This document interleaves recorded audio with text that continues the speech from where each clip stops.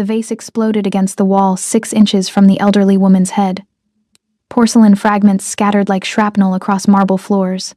The entire restaurant held its breath. Silverware frozen. Conversations strangled mid-sentence. Everyone at LSA knew what happened to people who crossed Curtis Ji-sung Choi. Everyone except the black waitress now standing between the most feared man in Chicago and his trembling target, armed with nothing but a serving tray and 3 words that would detonate her entire life. "Man, don't you dare." 30 seconds earlier, Kimberly had been drowning in the worst cover assignment of her 8-year FBI career, 2 months embedded as a waitress at Elysee. Chicago's playground for the wealthy, the corrupt, and the untouchable. 2 months of fake smiles, aching feet, and the suffocating weight of a wire pressed against her ribs beneath a starched white blouse. 2 months watching Curtis Ji-sung Choi conduct business from Table 7 like he owned not just the restaurant but the entire block. Which, according to her files, he probably did. Tonight was supposed to be simple. Serve, listen, record, get evidence of the human trafficking operation her handler, Agent Raymond Clark, swore Curtis was running. Simple. Nothing about tonight was simple. She'd been refilling wine glasses when she heard the crash. A salt cellar hitting the floor with percussive violence. Then another. A plate. The elderly Korean woman at Curtis's table flinched with each impact, her hands shaking, her voice a desperate stream of Korean that Kimberly didn't need to translate to understand. The woman was pleading. Curtis Ji-sung Choi rose from his seat like a storm taking shape. At 34, he was the kind of dangerous that didn't announce itself with volume. 6'2" of controlled menace wrapped in a black Brioni suit that cost more than Kimberly made in 6 months. His dark eyes missed nothing. The serpent tattoo coiling up his neck seemed to pulse with each heartbeat. His reputation preceded him like a shadow. Reaper Curtis, they called him in the underground. The man who dismantled rival operations with surgical precision, the ghost souls organized crime families whispered about in hushed Korean. He didn't raise his hand. He didn't need to. The crystal sculpture. A dove, ironically, sailed past the woman's head and shattered against the vintage wallpaper, in an explosion that sounded like breaking bones. Wine dark red against cream. The symbolism wasn't lost on anyone. The woman's sob cut through the silence like a blade. And something in Kimberly snapped. Not the FBI training. Not the mission parameters. Not the carefully constructed cover story that had taken 3 months to build. Something deeper. Something that remembered being 14 in a foster home, watching a grown man terrorize someone weaker, and promising herself, asterisk, never again. Never silent. Never complicit. Asterisk. She moved before the rational part of her brain could stop her. Man, don't you dare. The words came out steady. Louder than she intended. Carrying across the marble floors and beneath the crystal chandeliers until they reached every corner of the restaurant. Curtis turned slowly. Very slowly. When his gaze landed on her, Kimberly felt the temperature drop 10 degrees. His eyes were obsidian. Black, depthless, calculating. They moved over her like he was reading a book written in a language only he understood. Taking in her stance, her clenched jaw, the way she'd positioned herself between him and the elderly woman without thinking. His 3 bodyguards moved forward. Hands disappeared inside tailored jackets. The unmistakable click of safeties being released whispered through the tension. Curtis raised one hand, stopped them cold. "Do you know," he said, his voice soft as silk over steel, "who I am?" Kimberly's heart hammered against her ribs, against the wire, against every piece of FBI protocol she was currently incinerating. "I know exactly who you are, Curtis Choi." She held his gaze, refused to let it drop. "And I know whatever she did, whatever she said, terrorizing someone who could be your grandmother. That doesn't make you powerful. It makes you a coward." The silence that followed was absolute. Someone in the kitchen whispered what sounded like a prayer in Spanish. At the bar, the manager pressed himself against the wall like he wanted to dissolve into it. Even Curtis's bodyguards looked uncertain, hands still on their weapons, eyes darting between their boss and this waitress who'd apparently chosen suicide by honesty. Curtis studied her for what felt like an eternity. Then something shifted in his expression. A flicker of surprise, perhaps recognition, something that looked almost like respect trying to break through granite. He spoke in rapid Korean to his men. They holstered their weapons, clearly confused. Then Curtis's eyes returned to Kimberly, And despite everything, the danger, the fear, the knowledge that she'd just destroyed months of undercover work, she didn't look away. "Take her to the back," Curtis said quietly. "Make sure she's okay." He meant the elderly woman.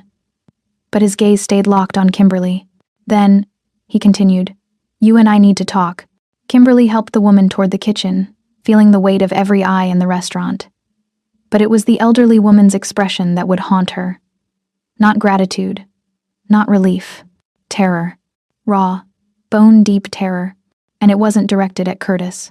It was directed at Kimberly herself. The woman's fingers dug into Kimberly's arm as they reached the kitchen door.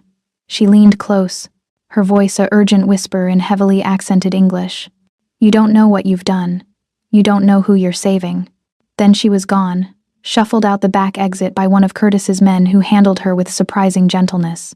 Kimberly stood alone in the kitchen's fluorescent glare, her hands shaking now that the adrenaline was crashing. Her phone buzzed in her apron pocket. A text from Clark. Asterisk. "What the hell are you doing?" "Abort. Now. Asterisk." Too late for that. She looked through the kitchen window at table 7, where Curtis sat with his back to her, speaking into his phone. Even from here, even through glass and distance, she could feel the weight of his attention. This was it. The moment that would define everything that came after. She walked back into the dining room. Curtis watched her approach. When she stopped at his table, he gestured to the chair across from him. Not a request. She, Saturday. Agent Phillips. He said it casually, like he was commenting on the weather. "Or should I call you Kimberly?" The world tilted. Her cover was blown. He knew. Had known, maybe from the beginning. And she'd just walked right back into his orbit like a moth to a flame that had already burned through every safety net she had. Curtis smiled then. Not friendly. Not even close. It was the smile of a predator who'd just found something unexpectedly interesting.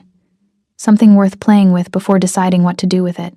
"You're right about one thing," he said, his voice dropping to something almost intimate. "I am better than this, and you're about to find out exactly how much better." He stood, adjusted his cufflinks. "Platinum," she noticed distantly, engraved with Korean characters. "You have a choice to make, Agent Phillips.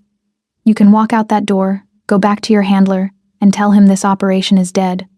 Or," he paused, something dangerous glinting in those dark eyes, "you can stay, and learn the truth about what you've actually been investigating." What truth? The truth about who's really running the trafficking operation in this city. Curtis leaned forward, close enough that she could smell his cologne, cedar and smoke. "And I'll give you a hint. You've been reporting to him for the past 6 months." The words hit like a physical blow. "Clark, that's impossible," Kimberly whispered. "Is it?" Curtis straightened. "Then why did your partner, Agent Martinez, disappear 3 weeks ago? Why did the last 2 raids your team conducted come up empty? Why does every piece of evidence against me somehow vanish before it reaches trial?" He moved toward the exit, his bodyguards falling into formation around him. At the door, he turned back. "You have 24 hours to decide, Kimberly. Walk away, or help me take down the man who's been using you to eliminate his competition while he sells innocence into slavery." "Why would you tell me this?" Her voice sounded hollow in her own ears. "Why trust me?" Curtis's expression softened. Just for a moment, just enough to let her see the human beneath the monster's mask. "Because 3 minutes ago, you put yourself between me and someone you thought was defenseless. You risked everything for a stranger." He held her gaze. "That tells me more about your character than 8 years of FBI service ever could." Then he was gone. Kimberly sat alone at table 7, surrounded by the wreckage of shattered porcelain and broken certainties, with a choice that would change everything. 24 hours. She pulled out her phone. Clark had sent 15 messages, each more frantic than the last. Her finger hovered over the call button. Then she thought about the elderly woman's terror. About Agent Martinez, who'd had a wife and 2 kids. About the files she'd seen. The ones that never quite made sense.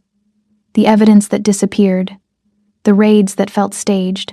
About Curtis's eyes when he'd said, "You're better than this." She powered off her phone. 24 hours. She was going to need every second. "Hey, beautiful souls. Before we dive deep into this absolutely wild story, I need to know, where in the world are you watching from? Drop your city or country in the comments. And listen, if this story hooks you the way I think it will, hit that subscribe button because what happens next? It's going to leave you questioning everything you thought you knew about loyalty, justice, and what happens when the monster you're hunting turns out to be your only ally. Now, let's get into it. 3 blocks away, in a penthouse overlooking Lake Michigan, Curtis Ji Sung Choi stood at floor-to-ceiling windows and made a call that would set everything in motion. David, we have a problem, and possibly, if I'm reading this right, our first real solution in 3 years. The game had changed tonight. And Kimberly Phillips, fearless, furious, and completely unaware of the war she'd just joined, was about to discover that monsters weren't always what they seemed. Sometimes they were the only ones fighting for angels. The safe house smelled like disappointment and stale coffee. Kimberly sat in the metal chair, the fluorescent light above her head buzzing like angry wasps, while Agent Raymond Clark paced the length of the cramped room. Each footfall was a punctuation mark in the lecture she'd been enduring for the past 20 minutes.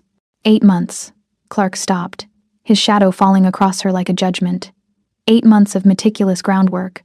8 months of building a case against the most dangerous trafficking operation in the Midwest. And you destroyed it all in 30 seconds because of what? A misplaced sense of chivalry? Kimberly kept her eyes on the scarred table between them. She could still feel the weight of Curtis's gaze, still hear the elderly woman's whispered warning. She was being terrorized. She was bait. Clark slammed his hand on the table, making her flinch. The whole thing was theater, Phillips. Choi stages these displays to flesh out surveillance, to see who breaks character. And congratulations, you gave him exactly what he wanted. Something cold slithered down her spine. You knew it was theater? I suspected. Clark resumed pacing, his tone shifting from anger to something colder, more calculated. But we needed you to maintain cover long enough to get the real evidence. Now? You're burned. He knows who you are, what you are. The operation is dead. Then let me go back in. The words came out desperate, raw. I can salvage this. I can. You can go home. Clark's voice was flat, final.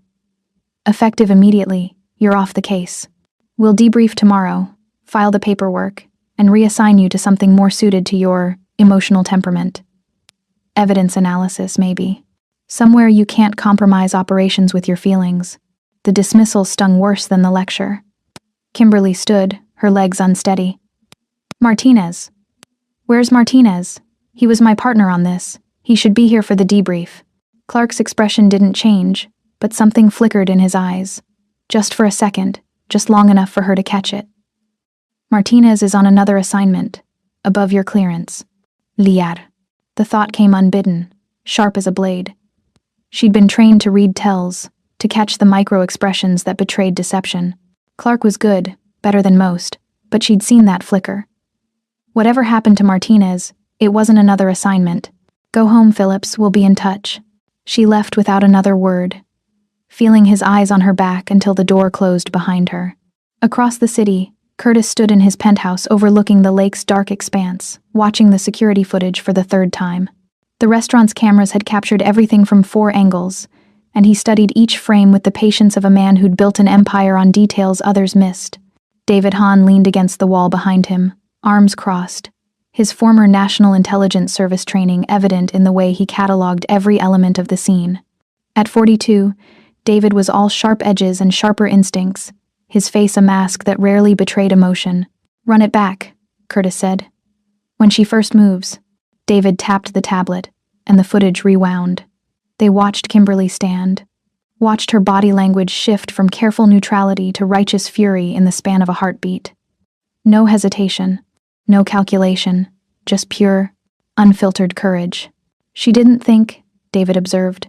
No tactical assessment, no consideration of consequences. She just acted. Exactly. Curtis's voice carried something like admiration. Everyone in my world moves with an agenda. Every action is calculated. But her? He gestured to the frozen frame of Kimberly standing between him and his aunt, her jaw set, her eyes blazing. That was instinct, moral instinct, dangerous instinct for an undercover agent, or exactly the kind of person we need. Curtis turned from the windows, his mind already 3 moves ahead. Clark sent her, we know that. What we don't know is how much she knows, how much she suspects, or whether she's dirty like her handler. David pulled up another file on his tablet. Kimberly Phillips, 29, former military intelligence, joined FBI 6 years ago. Spotless record, no red flags, no suspicious deposits, no lifestyle beyond her means. Lives in a studio apartment in Pilsen, drives a 15-year-old Honda, sends money to foster care organizations every month. He paused. She's got a sister in the files, Jasmine Phillips, went missing 3 years ago. Case went cold after 6 months. Curtis felt something tighten in his chest. A missing sister. He knew that particular brand of desperation, that consuming need to find someone the world had forgotten. Clark knows about the sister? Would be in her personnel file. Then he's using it. Curtis moved to the bar, poured 2 glasses of whiskey he wouldn't drink. His mind was already assembling the pieces. She's not dirty. Clark wouldn't risk putting a clean agent this deep unless he needed someone who'd be above suspicion when things inevitably went wrong. She's his insurance policy. And now that policy is compromised. David accepted the glass Curtis offered. What do you want to do about her? Curtis thought about those fierce eyes, that unwavering voice. Man, don't you dare. We give her a choice. But first, we make sure she understands what she's actually been investigating. He pulled out his phone, typed a quick message to his courier. By morning, Kimberly Phillips would have information that would shatter every certainty she had left. The question was whether that would drive her toward them, or deeper into Clark's web. Kimberly's apartment was exactly as depressing as she'd left it that morning. Studio was a generous term for 400 square feet of peeling paint and perpetual radiator noise. The Murphy bed was still down because folding it up required energy she hadn't possessed in weeks. Dishes were piled in the sink, the rent notice on the door. 3rd one this month. Fluttered when she pushed inside. She locked the door, engaged the chain, and slid down to sit on the floor with her back against it. Her phone was still off. Clark would be furious. But she couldn't deal with more of his cold disappointment tonight. Couldn't face the reality that her career was probably over. That 8 months of dangerous, exhausting undercover work had imploded because she couldn't stand by and watch an old woman be terrorized. Except it wasn't terrorism. It was theater. She pulled out Jasmine's file from under her mattress. The unofficial one. The one she'd compiled herself after the FBI's investigation stalled. Photos, witness statements, surveillance footage from the club where her sister was last seen. 3 years of dead ends and false leads, and the suffocating certainty that Jasmine was still out there somewhere, waiting for someone to find her. Clark had promised her resources. Had dangled the possibility of bureau assistance if she proved herself on the Choi case. Now that carrot was gone, and she was back to searching alone with no badge, no authority, no hope. The tears came hot and furious. She let them because there was no one here to see, no one to judge her for the weakness. When she finally stood, exhausted and hollow, she saw it. The envelope. Plain manila, unmarked, slipped under her door sometime while she'd been sitting there drowning in her own failure. Her hand trembled as she picked it up. Inside was a single photograph, the restaurant's private dining room, taken from an angle that should have been impossible, and written across the bottom in precise, masculine handwriting, "You're more useful alive. See." Kimberly stared at it for a long time, her mind racing through implications and threats and something that felt dangerously close to possibility. Curtis Choi knew where she lived, knew her name, knew she was FBI. And instead of eliminating the threat, he was making contact. Why? She thought about his words in the restaurant. The man who's been using you to eliminate his competition, thought about Martinez disappearing, about Clark's too quick dismissal of her questions, about 3 years of searching for Jasmine with resources that always seemed to dry up at crucial moments. Her phone buzzed on the floor where she dropped it. Still off, but the vibration meant someone was trying to reach her. Probably Clark, demanding her presence for more lectures about emotional compromise. Kimberly looked at the photograph again. At the message that was equal parts threat and invitation. 24 hours, Curtis had said. She had 24 hours to decide. She picked up her phone and powered it on. 17 missed calls from Clark, 3 from her supervisor. 1 text from a number she didn't recognize. Riverside Club, midnight. Come alone or don't come at all. She checked the time.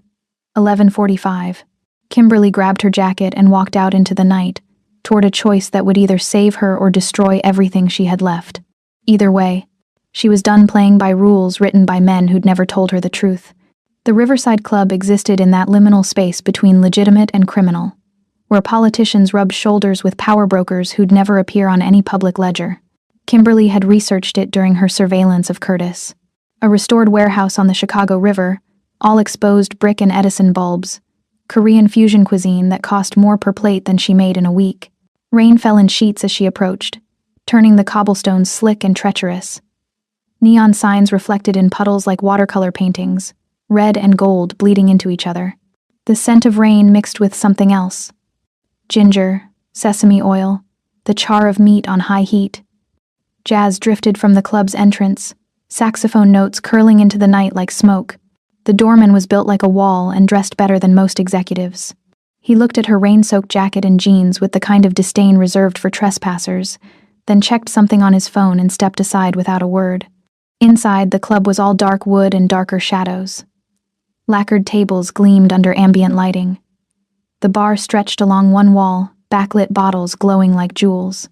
The clientele was equally divided between sharp-suited Asian businessmen and Chicago's elite, all speaking in hushed tones that suggested every conversation was a negotiation. David Hahn materialized from the shadows like a ghost. Up close, he was more intimidating than the security footage suggested. Coiled violence wrapped in expensive tailoring. His eyes were the flat gray of winter skies, assessing her with professional thoroughness. "He's upstairs," David said, his English accented but precise. "This way." He led her past the main floor to a private elevator lined with mirrors. Kimberly caught her reflection. Wet hair, no makeup, exhaustion written in the circles under her eyes.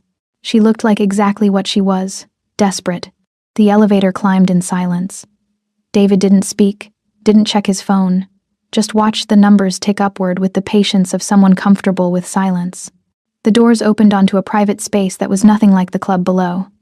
Here, Seoul met Chicago in perfect fusion. Traditional Korean architectural elements rendered in contemporary materials.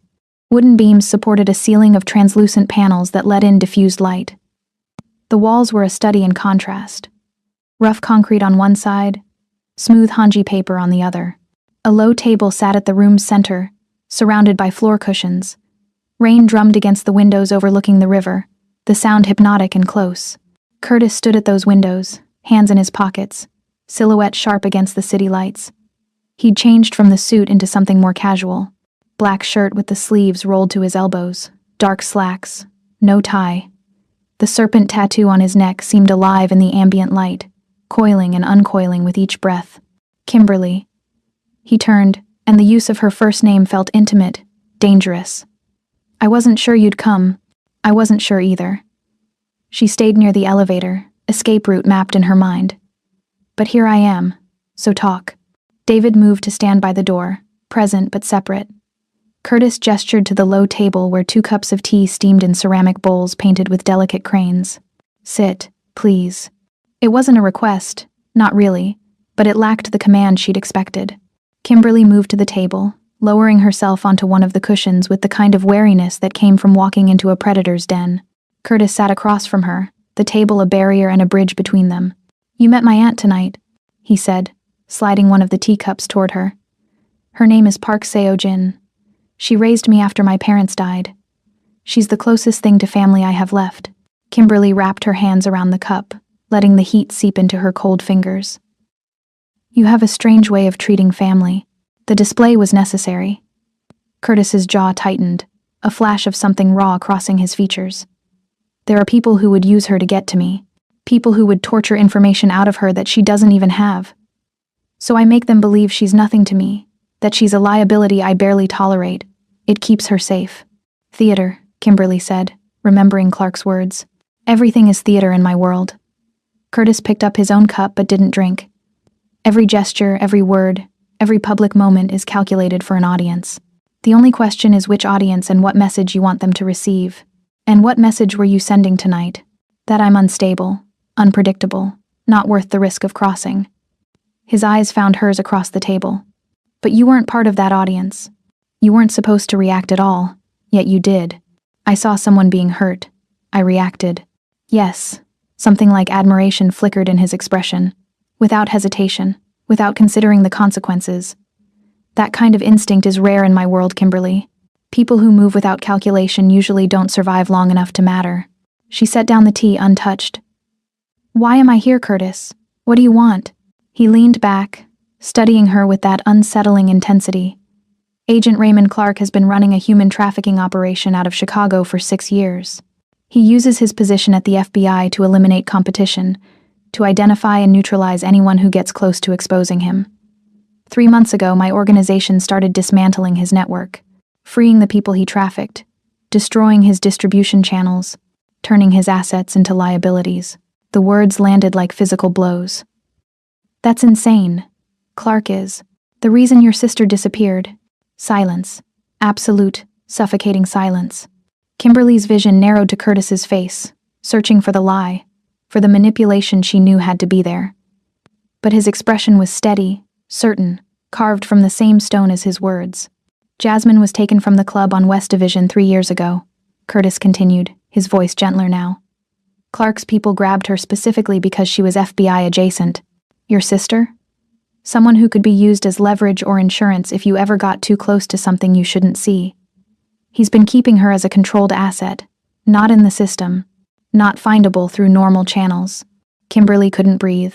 The room tilted, reformed, tilted again. "You're lying. I'm giving you the truth your handler has buried for 3 years." Curtis pulled out a tablet, slid it across the table. On the screen was a photograph. Recent, detailed, unmistakable. Jasmine. Older, harder, but alive. This was taken 2 weeks ago at one of Clark's facilities. "I can give you the location. I can give you proof. But first, you need to decide if you're ready to know how deep the corruption goes." Kimberly grabbed the tablet with shaking hands, zooming in on her sister's face. Jasmine's eyes were different. Haunted, empty in a way that spoke of trauma Kimberly couldn't begin to imagine. But she was alive. After 3 years of searching, of hoping, of slowly accepting that her sister was probably dead, she was alive. "What do you want from me?" The words came out broken. "I need someone who can move through FBI channels without raising suspicion. Someone who can access files, monitor communications, identify who else might be compromised." Curtis leaned forward, close enough that she could see the flecks of gold in his dark eyes. "Clark sent you to investigate me because I'm getting too close to exposing him. He planned to either arrest me on fabricated charges or have me killed resisting arrest. You were meant to be his witness, his clean agent who could testify to my crimes. And now I'm supposed to betray everything I believe in and work for a criminal instead? No." The word was soft but absolute. "Now you're supposed to decide whether you want to save your sister and stop a man who's been trafficking innocents under the protection of a badge, or whether you want to maintain your loyalty to an institution that's been using you as a weapon against the people trying to stop him." Kimberly looked at Jasmine's photo again, at the emptiness in eyes that used to be full of light. "How do I know this is real? How do I know you're not just trying to turn me?" Curtis reached across the table, his hand stopping just short of hers. Not touching, but close enough that she could feel the heat of his skin. "Because if I wanted to turn you, I would have done it with threats, with leverage, with the 100 different pieces of information I have about your life, your vulnerabilities, your fears." His voice dropped lower, intimate as confession. "Instead, I'm giving you a choice. Walk away right now, go back to Clark, pretend this conversation never happened. I'll make sure the photograph disappears. You can keep your career, your clearance, your clean conscience, or you help me take him down, and I help you get your sister back." Their eyes locked across the table, and Kimberly felt the moment expand, felt the weight of every choice that had led her here pressing down like atmosphere. This man, this criminal, this monster that Clark had painted in her briefings, was offering her the thing she'd wanted most for 3 years. But at what cost? "I need proof," she said finally. "More than a photograph, more than accusations. If I'm going to betray my badge, I need to know for certain that Clark is dirty." Curtis smiled, slow and dangerous. "I can give you proof. But once you see it, once you know, there's no going back to not knowing. The comfortable lies you've been living with will be gone forever. I stopped being comfortable the day my sister disappeared. Then we have a deal." Curtis stood, moving around the table with predatory grace. He stopped beside her, close enough that she had to tilt her head back to maintain eye contact. From his pocket, he pulled a phone. Sleek, encrypted, nothing like FBI issue. This is clean. Untraceable. My number is programmed in. Use it only for our communications. Kimberly took the phone, and their fingers brushed. The contact was brief, electric, entirely too charged for such a simple gesture. Curtis's pupils dilated slightly, and she watched his throat work as he swallowed. There's one condition, she managed, her voice steadier than she felt. Name it. Full truth. No theater, no manipulation, no calculated messages for invisible audiences. If I'm going to trust you with my career and my life, you owe me honesty. Something shifted in Curtis's expression. Surprise, maybe, or something deeper. He extended his hand, and after a moment's hesitation, she took it. His grip was warm, strong, calloused in ways that suggested his power wasn't just inherited wealth and intimidation. Deal, he said. Trust is a choice, Kimberly. I'm choosing to trust you. The question is whether you're brave enough to trust me back. She held his hand longer than necessary, feeling the calluses, the strength, the surprising gentleness in how his fingers curved around hers. I jumped between you and someone I thought was helpless. Bravery isn't my problem. No. His voice dropped to something almost reverent. It's not. They stood there in the dim light, hands clasped, breathing synchronized, on the edge of something neither could name. The rain continued its percussion against the windows. David cleared his throat from across the room. A gentle reminder that they weren't alone, that this moment had witnesses and implications beyond the electricity arcing between them. Curtis released her hand slowly, reluctantly. Go home. Sleep if you can. Tomorrow, we start uncovering the truth. Kimberly nodded, not trusting her voice. She moved toward the elevator, feeling his eyes track her every step. At the doors, she turned back. Curtis? Yes? If you're lying to me about any of this, if Jasmine isn't alive, if Clark is clean, if this is some elaborate con, I will destroy you. Badge or no badge, I will burn your world to the ground. He smiled, and it was genuine, almost tender. I would expect nothing less. The elevator doors closed, and Kimberly leaned against the mirrored wall, her heart hammering, her mind racing, her entire world rewritten in the span of 30 minutes. She had a new phone in her pocket, a new mission in her mind, and a dangerous alliance with a man who was either her salvation or her damnation. Tomorrow, she'd find out which. The dress arrived at noon in a box that probably cost more than Kimberly's monthly rent. Midnight blue silk that moved like water, deceptively simple at first glance, but revealing its quality in every seam, every drape. The note inside was written in the same precise hand as before. Tonight you're not FBI, you're mine. Dress accordingly. See. She stared at it for a long time, fingers tracing the silk, before her phone, the encrypted one, buzzed with details. The Korean consulate's annual gala, black tie. Diplomatic immunity and criminal enterprise mixing like poison in expensive crystal. Her job was simple. Watch, listen, identify anyone who seemed too interested in Curtis or too comfortable in his presence. Simple. Right. Now she stood in the consulate's grand ballroom, feeling like a fraud in borrowed elegance. The space was magnificent. Soaring ceilings painted with traditional Korean motifs. Chandeliers that probably required their own insurance policy. Walls of windows overlooking the city's glittering skyline. The crowd was a study in power. Diplomats in formal hanbok, Chicago politicians in tuxedos, business magnates who operated in the gray spaces between legal and criminal. And everywhere, the suffocating scent of wealth, expensive perfume, aged whiskey, the particular musk of people who'd never known financial insecurity. Curtis appeared at her elbow like he'd been summoned by thought alone. In his tuxedo, he was devastating. Sharp lines and dangerous elegance, the serpent tattoo just visible above his collar like a warning sign. He offered his arm without a word, and she took it, feeling the solid muscle beneath expensive fabric. Breathe, he murmured, his lips close to her ear. You look like you're preparing for battle. Aren't I? No. His hand covered hers on his arm, warm and steadying. You're my date. Smile. Laugh at my jokes. Let me show you off to people who matter. They moved through the crowd like dancers who'd practiced this routine for years. Curtis introduced her as his companion. No name, no background. Just a beautiful woman on his arm. The ambiguity was intentional, she realized. It made her simultaneously invisible and intriguing. David shadowed them from a distance, his gray eyes constantly scanning for threats. Occasionally, Curtis would pause to exchange words with someone. Korean phrases Kimberly didn't understand. English negotiations that sounded like business but felt like warfare. Each conversation was a chess move, and she was learning to read the board. "The man at 3 o'clock," Curtis said softly, guiding her toward the bar. "Korean consulate attaché.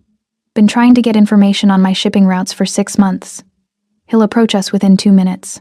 90 seconds later, the attaché materialized with a smile that didn't reach his eyes. The conversation was cordial, layered with subtext Kimberly could almost taste. Curtis deflected every probe with the skill of someone who'd been playing this game since childhood. When they moved away, Kimberly whispered, "Everyone here is performing. Welcome to my world."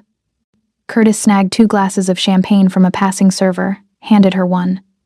"The key is figuring out who's performing what role and why." That's when Kimberly saw her. Ruby Hartman moved through the crowd like a shark through water. Crimson dress that probably cost more than Kimberly's car, diamond earrings that caught the light with every movement, confidence that came from knowing she was the most dangerous person in any room. She was tall, elegant, with the kind of beauty that felt engineered rather than natural. Her eyes were calculating, constantly measuring, never still. "Who is she?" Kimberly asked, though something in her gut already knew the answer was important. Curtis's jaw tightened almost imperceptibly. "Ruby Hartman, shipping magnate. Inherited her father's empire and tripled it in 5 years. She's been trying to buy into my operations for the past year. And you've been refusing. She's too clean, too legitimate on paper. Which means she's very good at hiding what she actually does." Curtis's voice dropped. David flagged her 6 months ago. Her shipping routes align with known trafficking corridors. Her finances don't quite add up.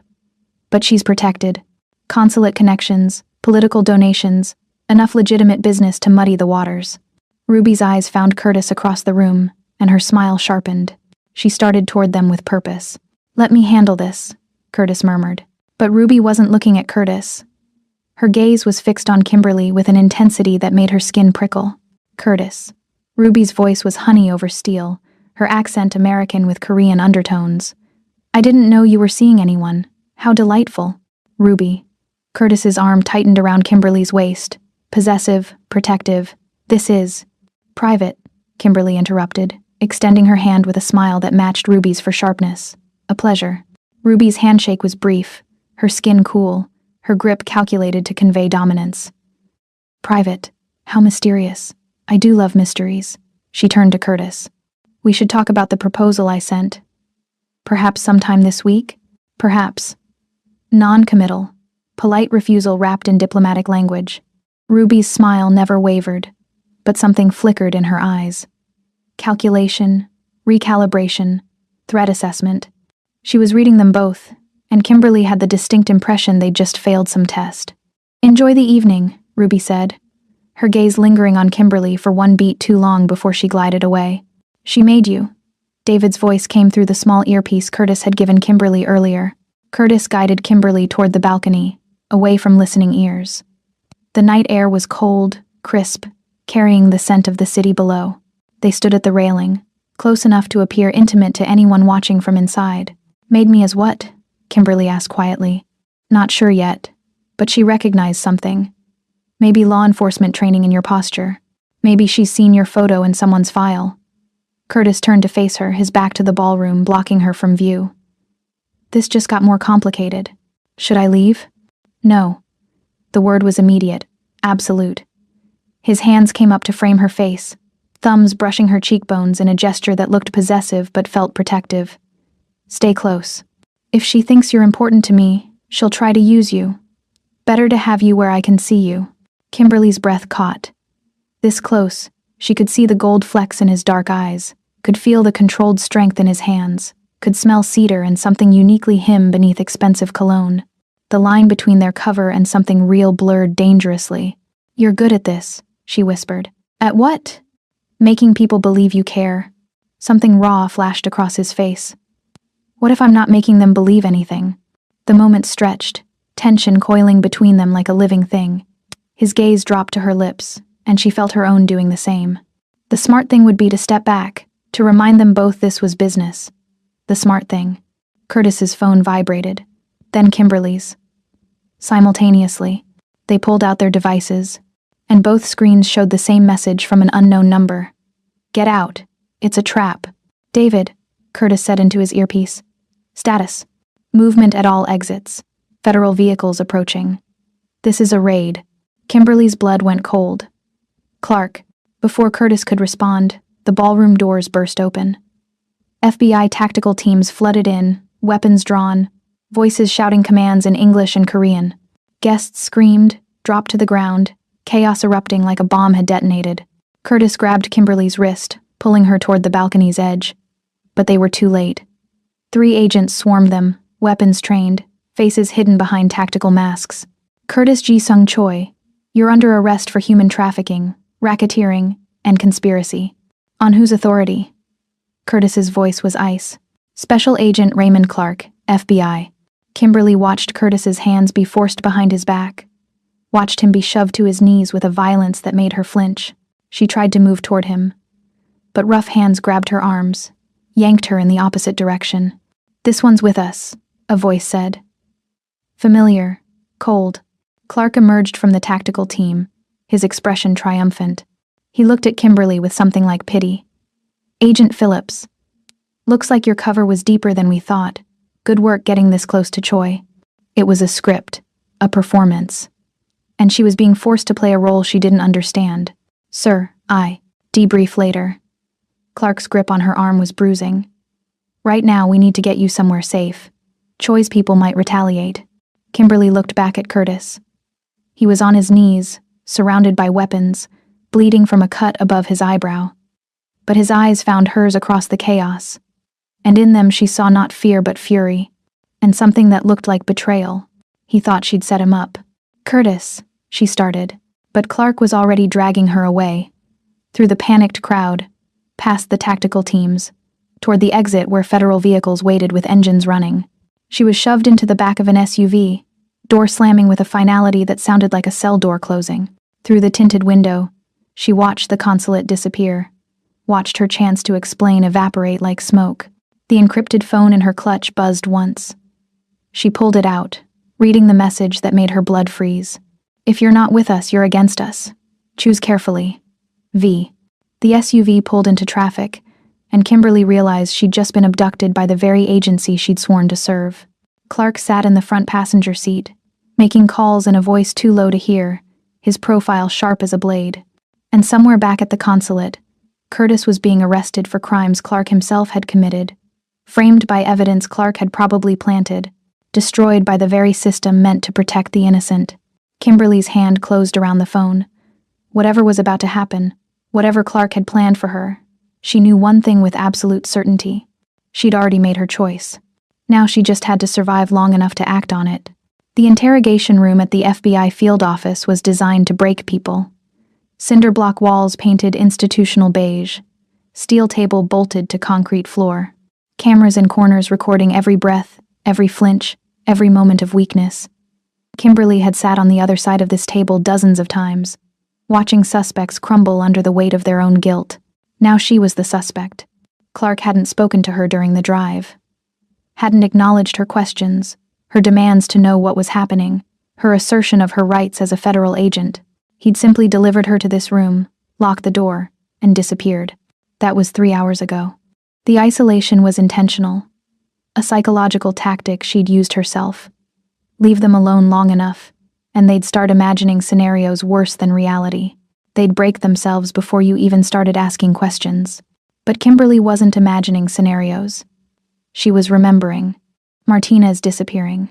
Clark's too quick dismissal of her questions. The way he'd known the aunt was theater, the convenient timing of this raid, Curtis's words echoing in her mind. "The man who's been using you to eliminate his competition." The door opened. Clark entered with 2 agents she didn't recognize. Hard faces, harder eyes. The kind of people who followed orders without asking questions. They positioned themselves by the door, while Clark sat across from her, a manila folder in his hands. "Agent Phillips." His voice was measured, controlled. "I need you to understand the severity of your situation." "My situation?" She kept her voice level despite the adrenaline screaming through her veins. I'm a federal agent who was forcibly removed from a scene without explanation. I want to speak to my union rep and a lawyer. You were extracted from a compromised position. Clark opened the folder, spread photographs across the table. Each one showed her with Curtis. At the restaurant, entering the Riverside Club, standing too close on the consulate balcony. How long have you been working for Choi? The accusation landed like a physical blow. You can't be serious. We have you on surveillance meeting with him multiple times. We have financial transfers being investigated, large deposits that coincidentally appeared after your meetings. We have testimony that you compromised tonight's operation by warning him about the raid. Clark leaned forward, his expression almost sympathetic. I want to believe you were coerced, that he threatened you, or your sister. Give me something to work with. Kimberly. Help me help you. Sister. He'd played that card, and the casual cruelty of it made her want to lunge across the table. Instead, she forced herself to breathe, to think like the investigator she was. What deposits? She asked quietly. Offshore accounts, Cayman Islands, $50,000 over the past 2 weeks. Clark slid another document toward her. Bank statements with her name, her social security number, transactions she'd never made. Your password was used, your credentials. Either you're dirty or Choi's people are very good at framing you. It was beautiful, really. Elegant in its simplicity. Clark had just given her a choice. Admit to being dirty, or admit that Curtis had compromised her so thoroughly that she was useless as an agent. Either way, her credibility was destroyed. I want my lawyer, she repeated. You can have a lawyer, but first I need to know. Does Choi have Jasmine? Kimberly's blood went cold. Clark's expression was concerned, almost fatherly, but his eyes were calculating, measuring her reaction. What are you talking about? We have intelligence suggesting Choi's been using your sister as leverage, that he showed you proof of life in exchange for information about FBI operations. Clark's voice dropped, intimate as confession.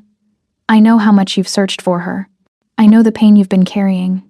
If he has her, if he's been dangling that hope in front of you, I understand why you'd compromise yourself. But you need to tell me the truth now, before this gets any worse. It was perfect. Clark had constructed a narrative that explained everything, that turned her justified suspicions into evidence of her corruption. If she denied it, she looked guilty. If she confirmed it, she'd be admitting to treason. But there was one thing Clark didn't know. She'd been recording everything since the moment she'd left the consulate. The encrypted phone in her bra. Small, undetectable, already uploading audio to a secure server Curtis's people controlled. Every word Clark said, every accusation, every careful construction of her guilt was being preserved. I don't know what you're talking about, she said carefully. I've had no contact with Choi outside of my undercover assignment. Whatever financial records you have are fabricated. And if you have intelligence about my sister, you're obligated to share it with me. Clark studied her for a long moment, then sat back with a sigh. I'd hoped you'd be reasonable. Hoped we could resolve this quietly. He nodded to the agents by the door. Take her to holding. No phone call, no visitors. She's a flight risk with potential foreign contacts. You can't hold me without charges. I can hold you for 48 hours as a material witness. After that, we'll see what charges seem appropriate. Clark stood, gathering his manufactured evidence. Think carefully about your next moves, Kimberly. Right now, you're looking at 20 years for corruption and treason. Cooperate, and maybe we can negotiate something more reasonable. He left, and the two agents hauled her out of the chair with unnecessary force. The hallway was deliberately chosen. They took her past the bullpen where her former colleagues watched with expressions ranging from pity to disgust. Past the photos of distinguished agents on the wall, past everything she'd worked for. The holding cell was cold, small, designed for temporary containment of suspects who needed to be broken before official processing. The door clanged shut, and Kimberly was alone with the sound of her own breathing and the certainty that Clark had just made his first mistake. He'd left her alive. Midnight came and went. Kimberly sat on the narrow bench, counting the patterns in the cinder blocks, keeping her mind sharp despite exhaustion. The encrypted phone was still secure, still recording, still uploading. David would have the audio by now, would know she hadn't betrayed them. The question was whether they'd come for her or cut their losses. At 2 a.m., the lights went out. Emergency lighting kicked in. Dim, red, barely enough to see. Somewhere in the building, an alarm started shrieking. Voices shouted in confusion. Footsteps pounded past her cell. Then silence. The cell door clicked open. David stood in the doorway, dressed in black tactical gear, a gun in one hand and her jacket in the other. His expression was its usual mask, but something in his eyes suggested approval. 30 seconds, he said. Move. Kimberly didn't waste time with questions. She followed him into the corridor where 3 guards lay unconscious. Not dead, she noted with relief, just efficiently neutralized. David moved like a ghost, leading her through passages that shouldn't have been accessible. Past security systems that had mysteriously failed. They emerged in a parking garage where a nondescript van waited, engine running. David shoved her inside, climbed in after her, and the vehicle was moving before the door fully closed. Curtis sat in the back, his tuxedo jacket gone, his white shirt stained with blood from the cut above his eye. But his gaze was sharp, focused, assessing her for injuries. Are you hurt? His voice was rough, urgent. No? You? I've had worse. He pulled out a first aid kit, began cleaning the cut with steady hands. Clark made his move. Now we make ours. How did you? The FBI doesn't just let prisoners escape. They do when their entire security system crashes simultaneously. David drove with one hand, typing rapidly on a laptop with the other. 20 minutes ago, every digital system in that building went dark. Cameras, locks, communications. By the time they restore everything, we'll be ghosts. Kimberly looked between them. You planned this. Before the gala, you knew Clark would try something. We suspected.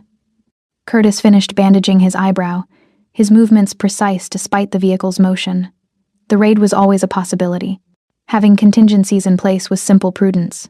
Breaking into FBI headquarters is not simple prudence. Neither is leaving you in Clark's custody. Curtis's eyes met hers, and the intensity there stole her breath.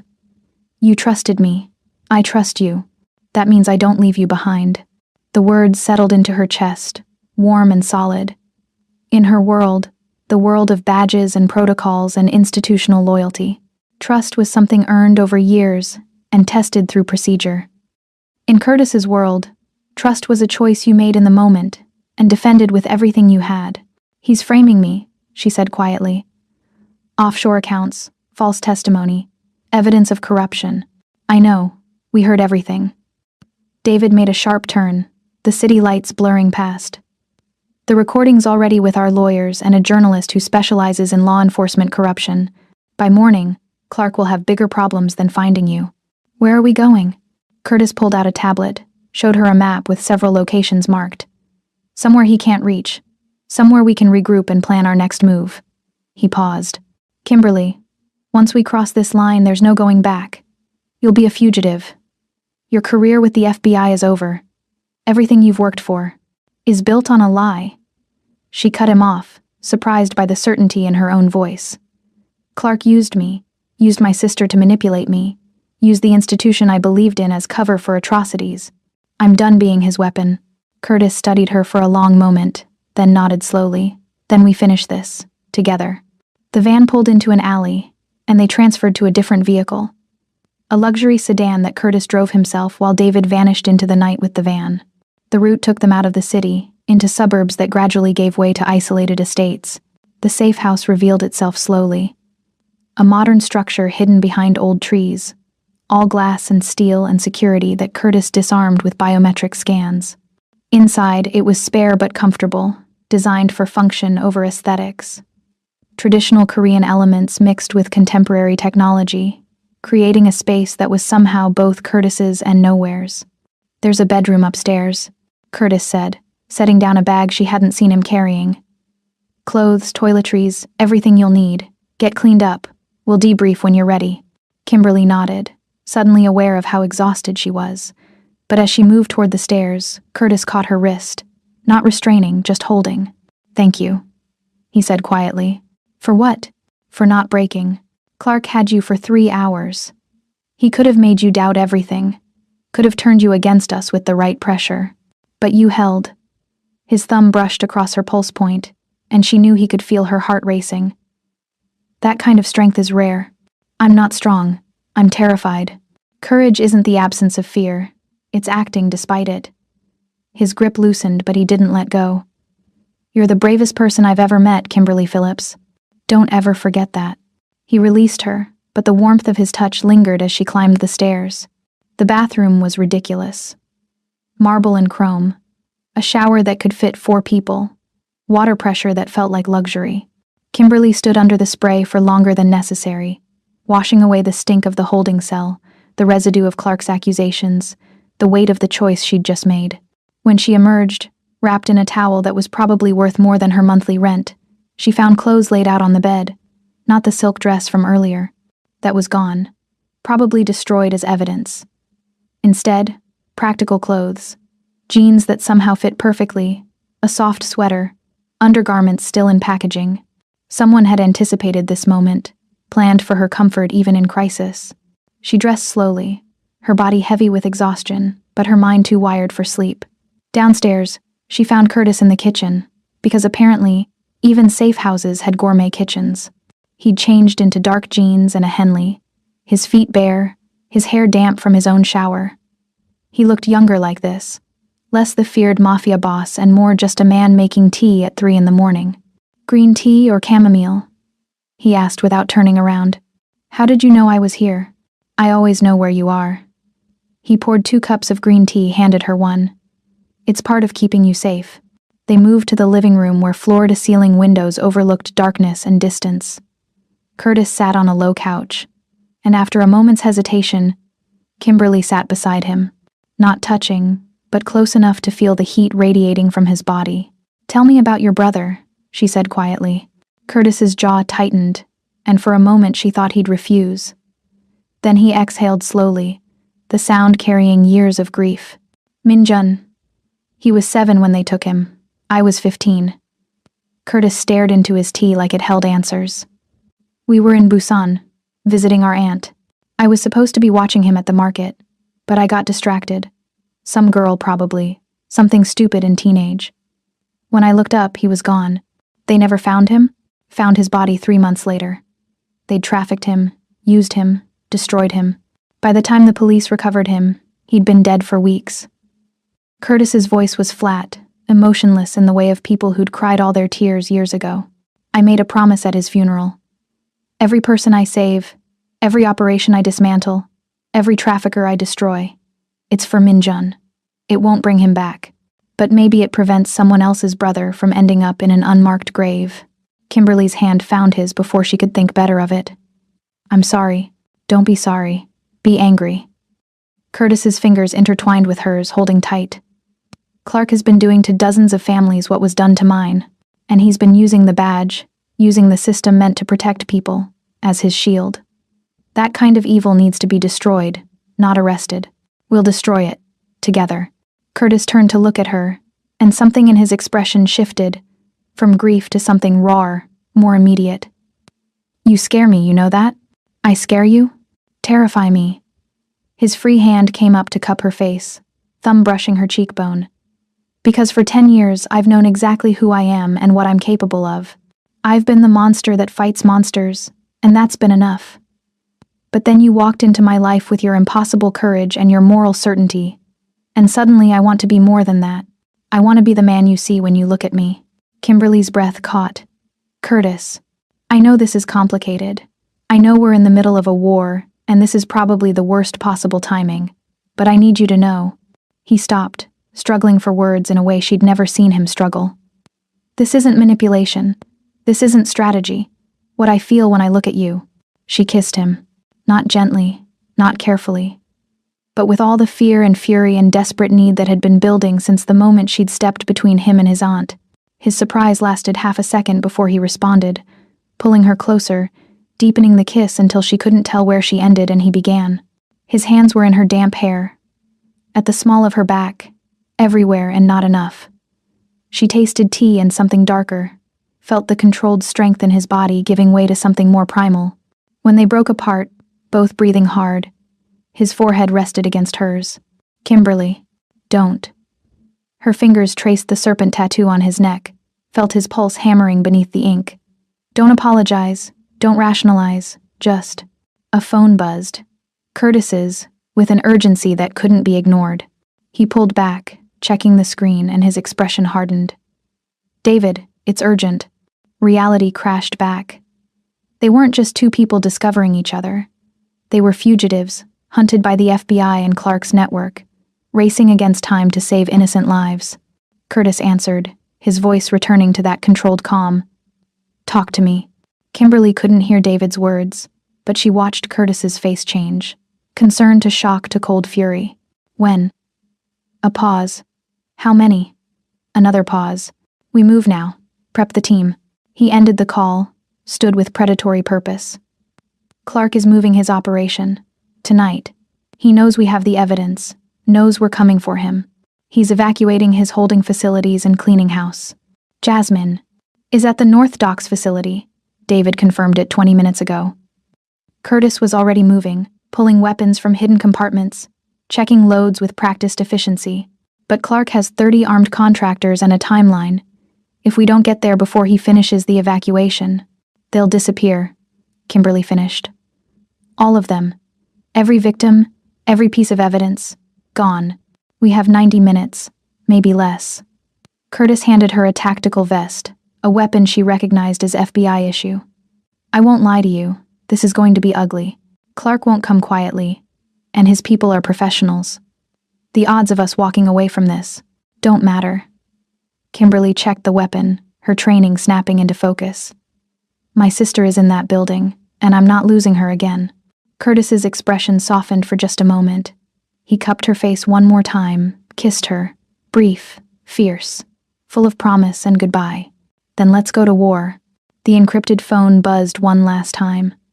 A text from an unknown number, but the message was clear. They're shipping tonight. North Docks. Come alone or bring an army. Either way, some of you won't leave alive. Clark. Kimberly stared at it, then looked at Curtis. He knows we're coming. Good. Curtis's smile was cold, dangerous, everything the world believed him to be. Let him prepare. Let him bring his contractors and his weapons and his false sense of security, because he's about to learn the difference between a criminal and a monster. And what's the difference? Criminals break laws. Monsters break the people who hurt innocents. He held out his hand. Ready? Kimberly took it, feeling the calluses, the strength, the certainty. Let's finish this. They walked out into the pre-dawn darkness, toward the city, toward violence, toward the moment where everything would either shatter or crystallize into something new. Behind them, the safe house's lights went dark. Ahead, the North Docks waited, full of secrets, suffering, and the reckoning that had been coming for years. The war was about to reach its breaking point. And this time, only one side would walk away. The safe house roof became their war room at dawn. Kimberly watched Curtis spread surveillance photos across weathered concrete, his fingers tracing routes and exits with the precision of someone who'd mapped 100 similar operations. The city sprawled below them, indifferent to their urgency. Lake Michigan, a dark mirror reflecting nothing. David arrived as the sun broke the horizon, carrying coffee that tasted like gasoline and files that changed everything. Most of Kimberly's bureau tech was borrowed, not returned. She still had access to encrypted comms and tactical gear that should have been turned in months ago, a small rebellion that now kept them alive. Ruby Hartman owns the shell company that leases the North Docks facility. David's voice was flat, factual. Her signature is on transfer documents dated 3 days before Martinez disappeared. She's not just connected to Clark, she's his infrastructure. Curtis studied the documents without visible reaction, but Kimberly saw his jaw tighten, saw the way his fingers went still on the photographs. How deep? Diplomatic credentials through the Korean consulate. Shipping manifests that match known trafficking corridors through Manila, Bangkok, Busan. Bank transfers that funnel through her legitimate operations into Clark's accounts. David pulled up a tablet, showed them a web of connections that made Kimberly's stomach turn. She's been building this for a decade. Clark is her Chicago franchise. Kimberly felt the weight of the gala differently now. Ruby's calculating gaze, her immediate recognition of something wrong, her casual mention of proposals. She knew I was FBI. Probably. Curtis stood, moved to the roof's edge where the city spread like a promise or a threat. Which means she also knows we're coming. The warehouse is either a trap or Clark's final desperate move. Either way, we're out of time. The wind pulled at his shirt, and Kimberly saw the tension in his shoulders. the way he held himself like a weapon waiting to be deployed. She moved beside him, close enough that their arms brushed. "Tell me about Busan," she said quietly. Curtis's expression shifted, grief surfacing beneath the tactical mask. Minjun loved markets. The noise, the colors, the way vendors would sneak him sweets when they thought I wasn't looking. That day, we were buying fish for dinner, our aunt's favorite. He wandered toward the toy stalls. His voice cracked, barely perceptible. I was 17, cocky, distracted by a girl selling ribbons. When I looked back, he was gone. Just gone. Like he'd never existed. Kimberly's hand found his, their fingers intertwining naturally. The police said he probably wandered off, that he'd turn up, but I knew. Curtis's grip tightened. I knew because I saw the white van, saw the man watching us earlier. I knew, and I did nothing. 3 months later, they found his body in a shipping container headed for Taiwan. Medical examiner said he'd been dead for weeks, used up and discarded like he was nothing. You were a child. I was his brother. Curtis turned to face her, and the rawness in his expression made her chest ache. I promised him I'd protect him. I failed. So now I protect everyone else. Every person I save. Every operation I dismantle. It's penance. It won't bring him back, but maybe it stops someone else from living my nightmare. Kimberly pulled him closer, her forehead against his chest, feeling his heartbeat. Jasmine laughed at everything. Stupid jokes, bad movies, her own terrible cooking. The last time I saw her, she was dancing in our apartment, headphones on, completely off-key. I told her she looked ridiculous. Her voice broke. That was the last thing I said to my sister before she disappeared, that she looked ridiculous. Curtis's arms came around her, solid and warm. We're going to find her, whatever it takes, and if she's not the same person I remember, then we love who she is now. His lips pressed against her hair. Trauma changes us, but it doesn't erase us. She's still your sister. She's still worth saving. David cleared his throat from across the roof. Interpol contact just confirmed. They've been tracking Ruby for 2 years but couldn't build a case. If we expose her now, it creates diplomatic complications. Korean consulate could claim immunity, pull her out before charges stick. Then we don't expose her yet. Curtis's mind was already moving, calculating angles. We use her. Let Clark think she's still secure. When we hit the warehouse, we document everything. Her involvement, her signatures, her complicity. Build an airtight case that Interpol can't ignore and Korea can't shield. That means letting her walk away from the gala raid. For now. Curtis's expression was cold, certain. But not forever. She's built her empire on other people's suffering. That debt comes due. The morning stretched, plans solidifying into action. David coordinated with his team, 12 men, former intelligence and military, loyal to Curtis, not from fear, but from shared purpose. Weapons were checked, routes mapped, contingencies planned for every variable they could anticipate. As the sun climbed higher, Curtis pulled Kimberly aside, away from David's tactical preparations. They stood at the roof's edge, the city waking below them, completely unaware of the war being waged in its shadows. After tonight, everything changes. Curtis's voice was quiet, meant only for her. If we survive, if we rescue Jasmine and take down Clark, you'll have your life back. Your career, your reputation, your future. You won't need me anymore. Kimberly turned to face him, studying the man beneath the monster's reputation. Is that what you think? That I'm here out of necessity? I think you're here because I have resources you need. Because your sister's life depends on my connections and my willingness to operate outside the law. His jaw tightened. I don't want you to feel obligated. After tonight. She kissed him. Hard. Fierce.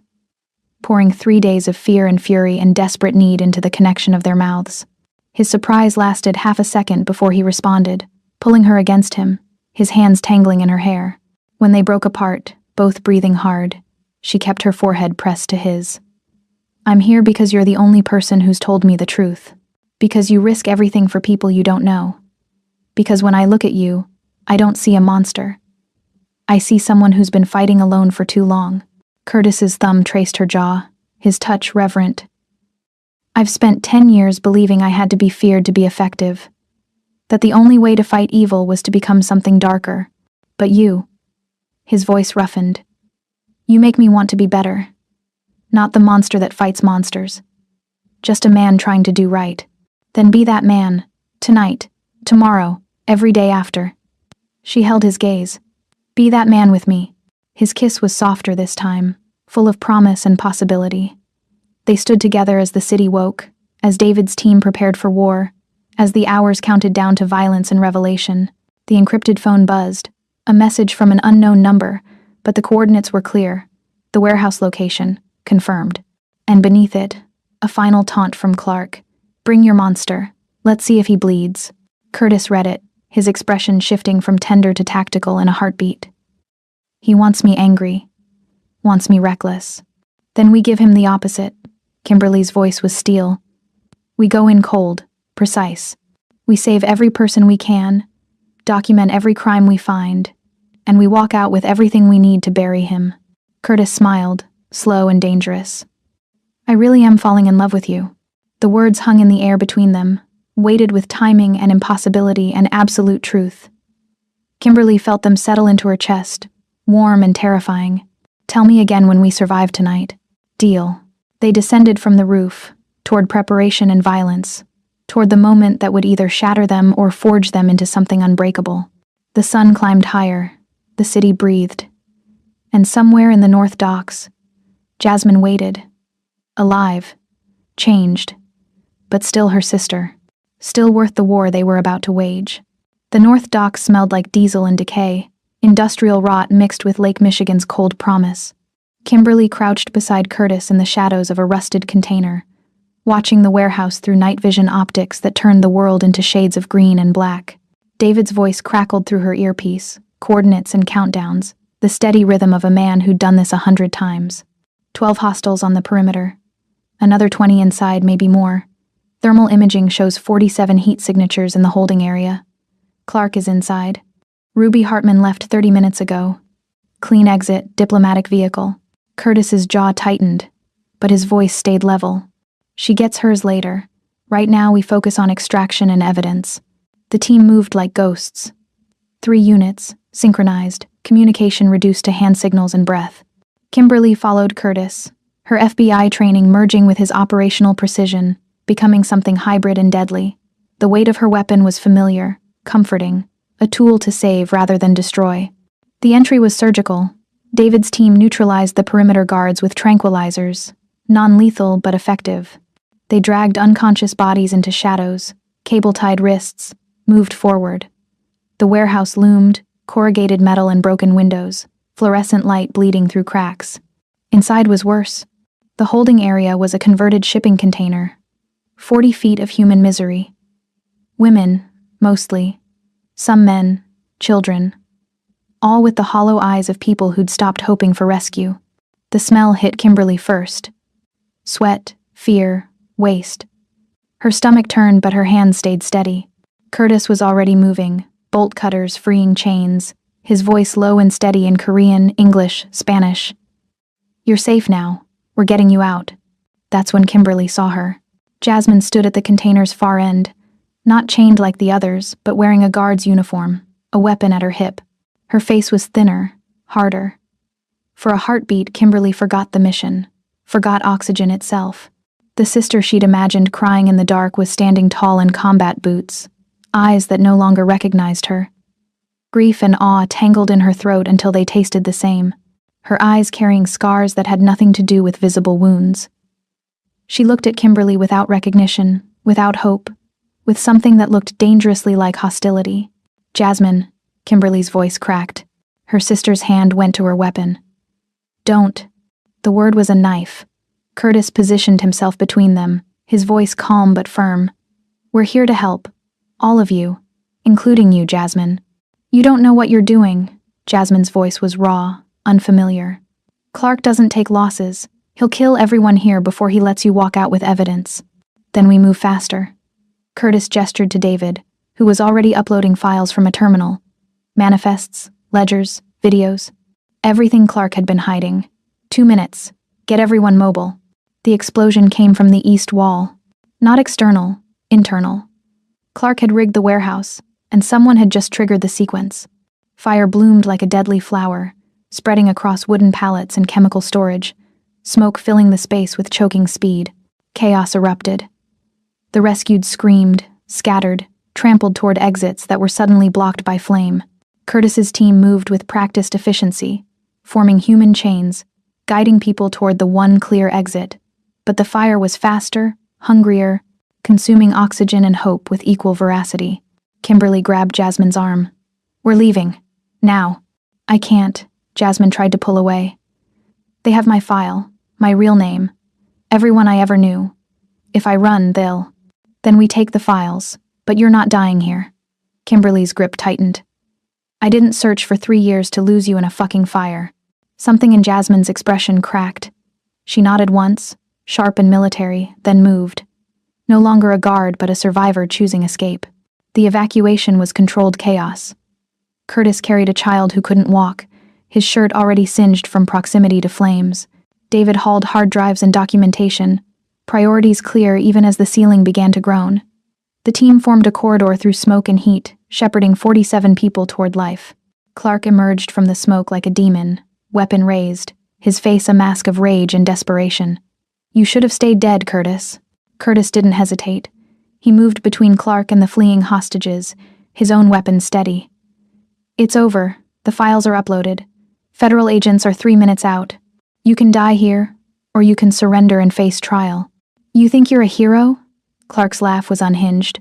"You're a criminal, a murderer. The only difference between us is I had a badge." "No." Kimberly stepped forward, her weapon trained on her former handler. "The difference is he saves people. You destroy them.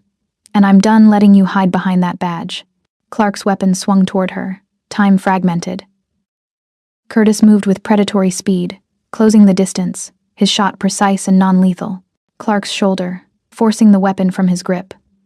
Clark stumbled, fell, his blood mixing with smoke and ash. "Get him out," Curtis ordered 2 of his men. "Federal custody, alive."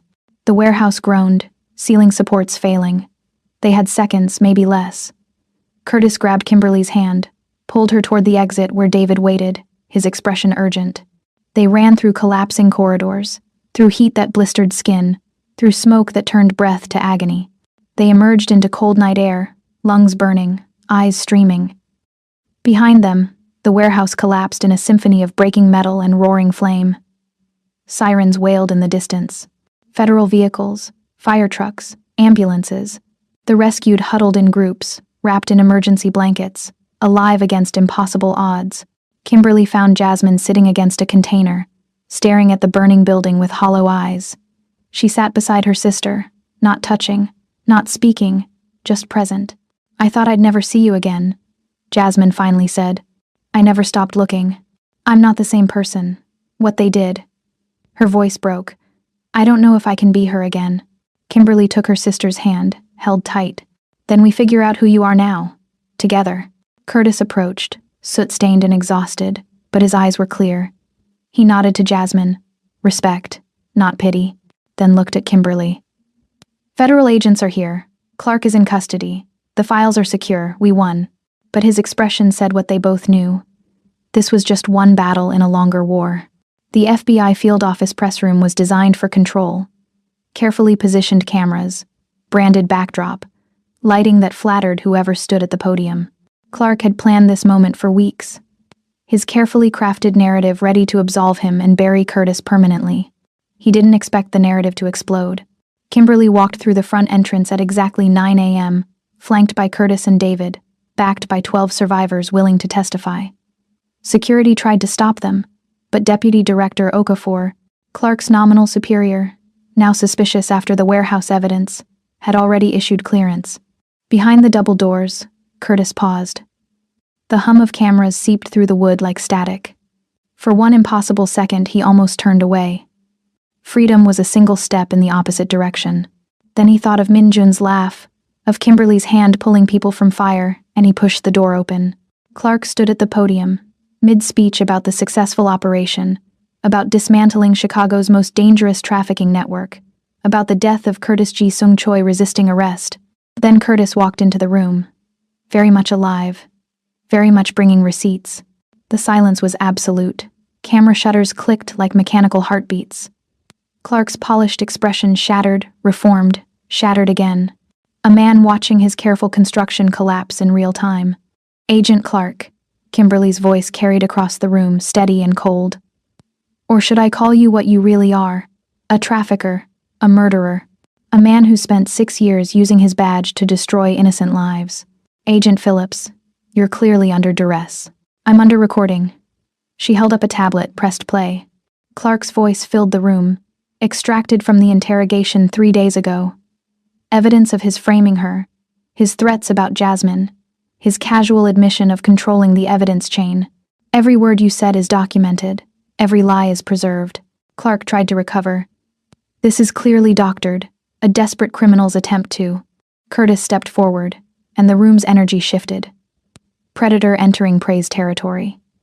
47 people rescued last night. 20 years of financial records uploaded to federal servers. Testimony from 3 of your own contractors who decided saving their souls was worth more than your money. His voice was silk over steel. The only desperate criminal here is you. Deputy Director Okafor moved toward the podium, her expression carved from ice. Agent Clark, you're hereby suspended pending investigation. Please surrender your weapon and credentials. You're believing a gangster over a decorated federal agent? Clark's voice cracked. I've served this bureau for 20 years, and used it as cover for trafficking for at least 6. Okafor's voice was absolute. Justice Department prosecutors are already filing charges. The evidence is overwhelming. Clark's gaze swept the room, landing on Kimberly with pure hatred. You'll never see your sister again. I made sure of it. She's too broken, too compromised. Everything she is now, that's on you. Jasmine stepped into the room. Thin, haunted, but standing. Wrong. Clark went pale. I'm testifying. Against you. Against everyone in your network. Jasmine's voice was rough from smoke damage, but certain. You took 3 years of my life. You can't have one more second. Federal agents moved in, cuffing Clark with precision that spoke of practice. He fought, briefly, a final display of the authority he'd wielded for so long. But authority without legitimacy is just performance, and the performance was over. As they dragged him toward the exit, Clark looked back at Curtis. You think you've won? Ruby Hartman owns half of Chicago's infrastructure. Korean consulate protection, legitimate business fronts, connections you can't touch. She'll rebuild everything I built. Not if Interpol gets her first. David's voice was flat, factual. Her diplomatic immunity doesn't extend to international trafficking charges, and we have her signature on every document. Clark's expression shifted from defiance to despair. They hauled him through the door, and the press room erupted, the noise blurred. Reporters shouting, flashes bursting like tiny explosions. But Kimberly heard none of it. Her pulse was thunder. Justice wasn't triumphant. It was hollow and shaking, like a bell after it's struck. The sound of a narrative being rewritten in real time.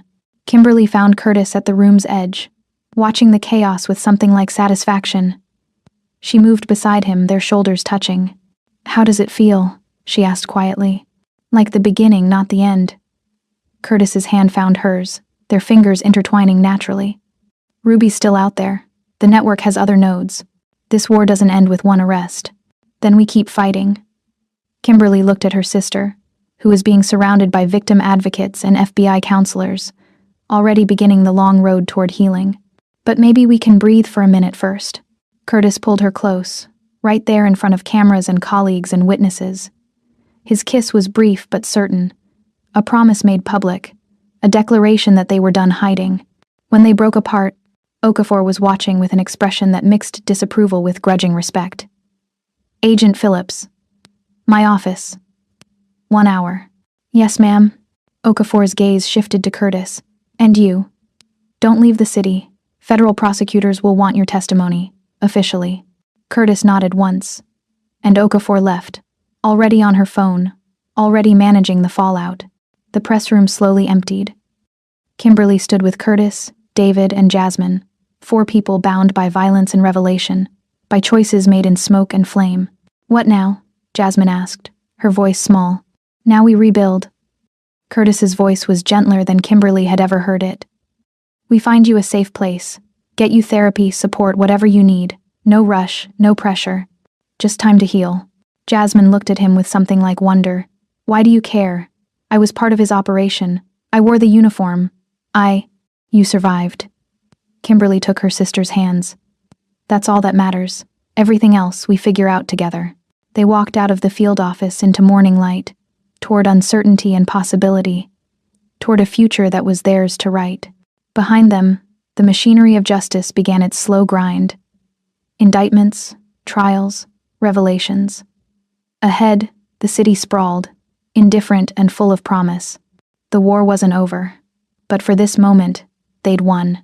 3 months transformed Chicago's landscape in ways both visible and hidden. Clark's trial dominated headlines, each revelation worse than the last. 23 victims testified. 17 contractors cooperated. Financial records exposed a network spanning 12 countries. Ruby Hartman was arrested attempting to board a diplomatic flight to Seoul, her immunity revoked after Interpol presented evidence too damning for even the consulate to ignore. Seoul withdrew her protection within hours of the evidence going public, a quiet political gesture that left Ruby exposed to every charge waiting to bury her. The North Docks warehouse was razed, the ground blessed by 3 different religious leaders, then donated for a community center. David transitioned to legitimate security consulting, his NIS training repurposed for protecting the vulnerable rather than eliminating threats. He'd finally traded covert shadows for daylight, turning his precision into protection instead of pursuit. It suited him more than he'd admit. He smiled more now, which was to say he smiled occasionally, which was progress. Jasmine moved slowly toward healing. Therapy 3 times weekly, a quiet apartment in Pilsen near Kimberly's new place, part-time work at a nonprofit supporting trafficking survivors. Her therapist warned she was moving too fast, but Jasmine said silence had taken enough already. Speaking, even when it hurt, was how she reclaimed herself. Some days were harder than others. Panic attacks, nightmares, moments where the past consumed the present. But she was rebuilding, one careful brick at a time. Kimberly returned to the FBI, but differently. No more undercover work. No more compromised handlers. She joined the Crimes Against Children unit, using her experience to dismantle networks before they destroyed lives. Deputy Director Okafor watched her carefully, measuring her loyalty, eventually concluding that sometimes the best agents were the ones who'd seen the institution's failures and chose to fix them anyway. Curtis's transformation was more public. Federal prosecutors offered a deal: full cooperation, complete transparency, divestment from anything remotely illegal, and permanent monitoring. Transparency was his protection. The more visible he became, restaurants, interviews, foundations, the harder it was for anyone to make him disappear quietly again. He took it, not because he feared prison, but because Kimberly had shown him a different way to fight. The restaurant was his first act of restitution. Elysée remained, but transformed. The fine dining facade gave way to something more honest. Korean-American fusion, affordable prices, staff hired from communities Clark had targeted. The private dining room where this story began became a community space, free for support groups and healing circles. Curtis cooked sometimes, which surprised everyone, including himself. He was good at it. Precise, methodical, capable of creating beauty from raw ingredients. Tonight, he was cooking for an audience of 1. Kimberly arrived at 9, after a 16-hour shift that had ended with 4 arrests and 2 children returned to safe homes. She was exhausted, her mind still carrying the weight of other people's trauma.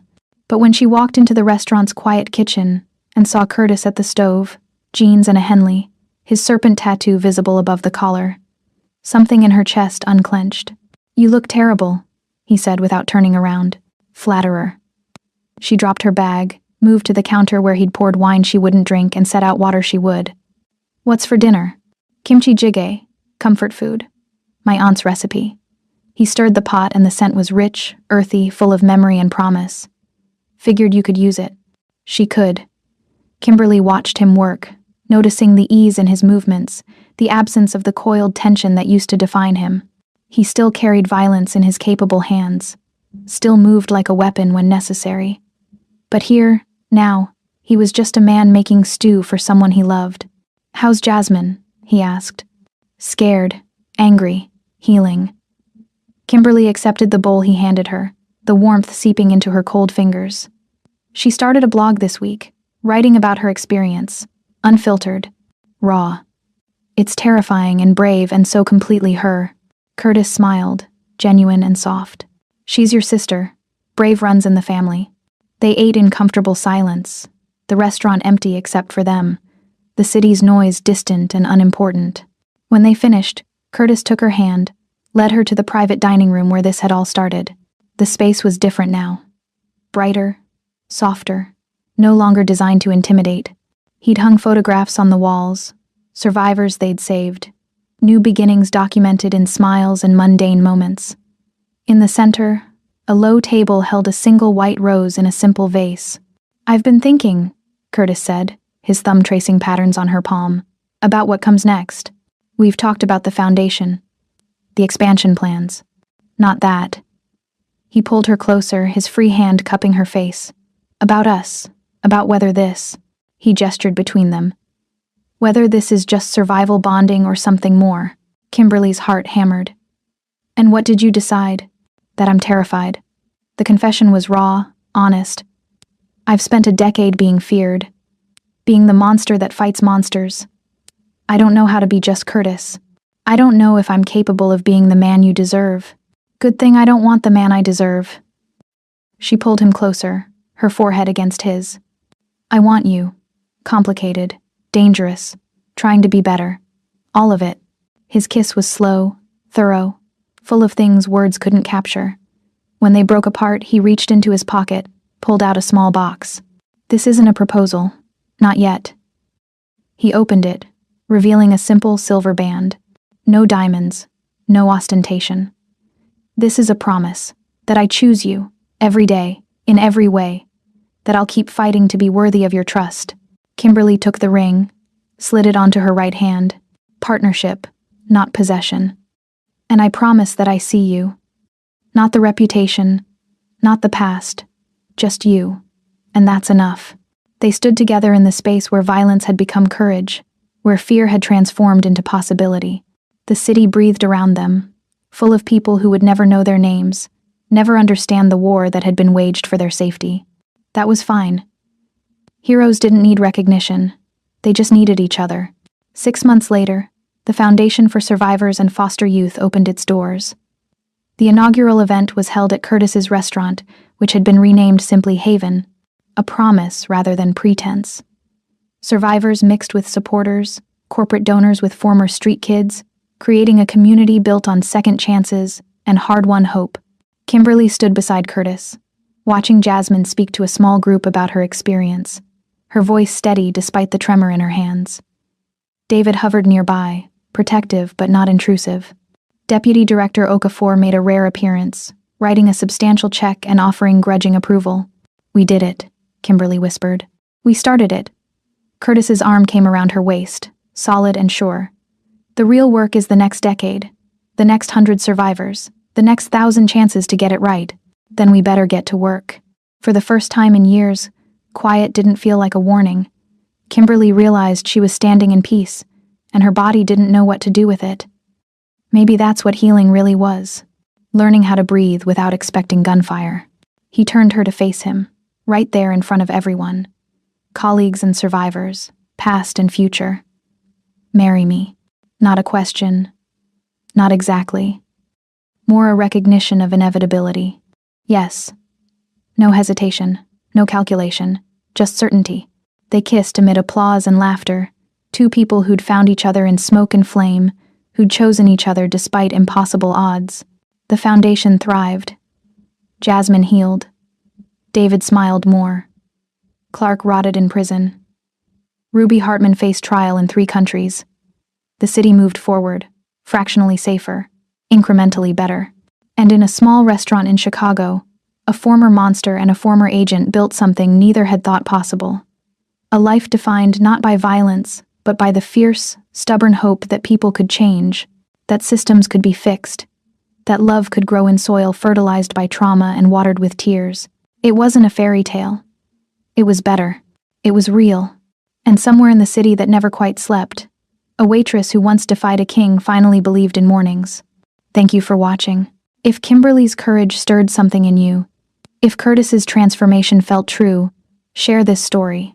Tell someone that second chances are built on honest work, that monsters can choose to be human, that the people who've seen the worst darkness often bring the brightest